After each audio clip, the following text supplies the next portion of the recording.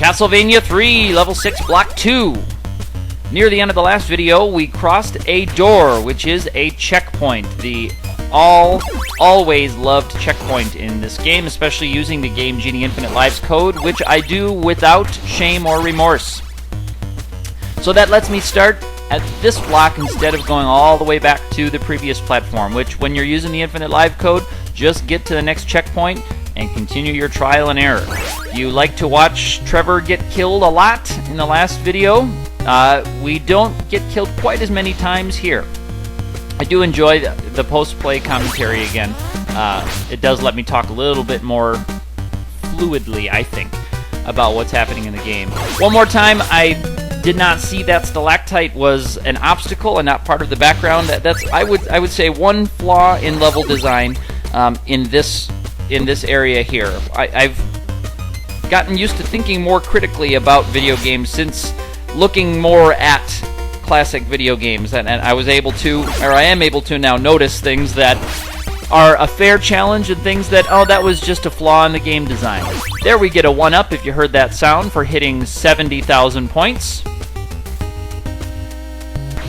So now instead of dying and having it always stay at 4, we can die with 5. But I've learned to think more critically and look more critically at these old video games, and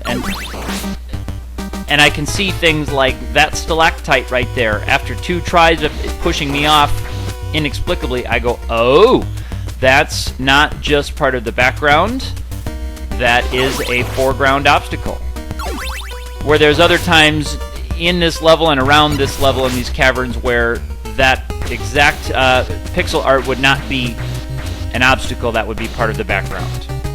And in 2D, I'm sure that's difficult to do, or was difficult to do in 1990, but we have to do our best. And I understand that this part of the game has the most flaws. Looking at my reliable sources of information and doing my quote-unquote research on this game, this part of the game has more badly designed levels that offer the unfair challenge of just not knowing what to do, not knowing where to go, and not making it fun. The good balance was between a challenge that made you want to try it again. Something could be insanely challenging, but as long as it was presented in a fun manner, it made you want to try it again. Now, when you were a kid with your NES and you got one game for Christmas, you were going to play that game no matter what, good, bad, or ugly. And I was fortunate that I got mostly good games when I had the hard copies on the NES, because we were pretty picky about games. I didn't have tons and tons of them, so luckily I had mostly quality. But boy, there were a lot of just awful games that were cobbled together and put on the shelf right next to the good games, so that a well-meaning parent or grandparent trying to buy their kid a game would see a variety of games on the shelf. How were they to know what's good and what's bad? Especially if they wanted to surprise their kid. Oftentimes the bad games were less expensive than the good games, especially in the middle 90s, in the Super Nintendo era. So a lot of bad games just kept getting made and sold. This one, of course, doesn't qualify as one of those. Here we get our first look at the boss in this level, checking for food. Frankenstein's monster appears on screen, and again, as usual with the first time through a boss, I have 1 health unit left.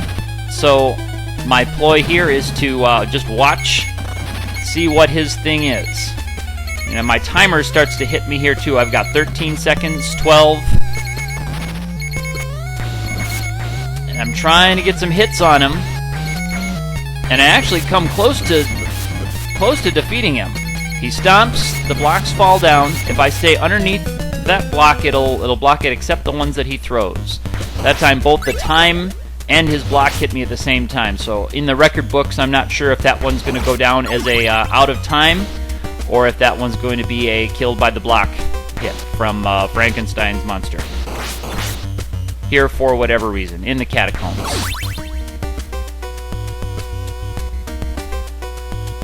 It has been fun looking into this game and the depth in it, all the different ways that people have gone through the game, not just the different paths you can take, but the different combinations of characters, in addition to the different combinations of paths, have made this just incredibly interesting to look into, and I'm sure this will become, and it has not been yet, I finally figured out the stalactite, one of my favorite games to replay.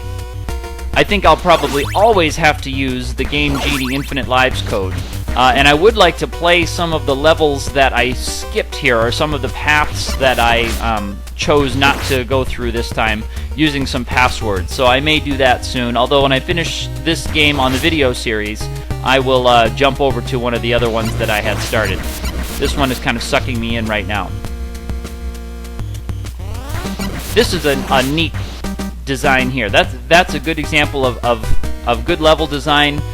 Challenging, not a boss, not even a mini boss, but a challenging enemy that takes a little bit of time and a little bit of practice to figure out the best combination of things to do. That's fun. I want to do that again. I want to fight that knight again right now.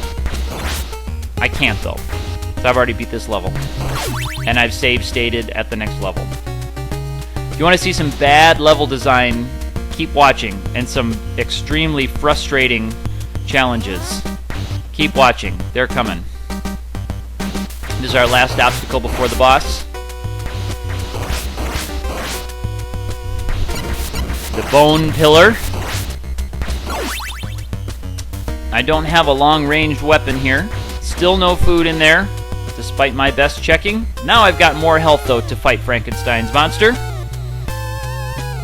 Before we go on to level 7. If I stand under those blocks, it'll block the falling rocks from the ceiling, but not the ones that he throws. So I'm safe from his stomp, but not safe from those. 1 unit of health. He's getting low too, taking him down, and just narrowly avoided that last block. Got the orb, and on we go to block 7. You'll notice on the map, in block 7, we're no longer on the overworld map. We are now at the castle area, scaling the cliffs.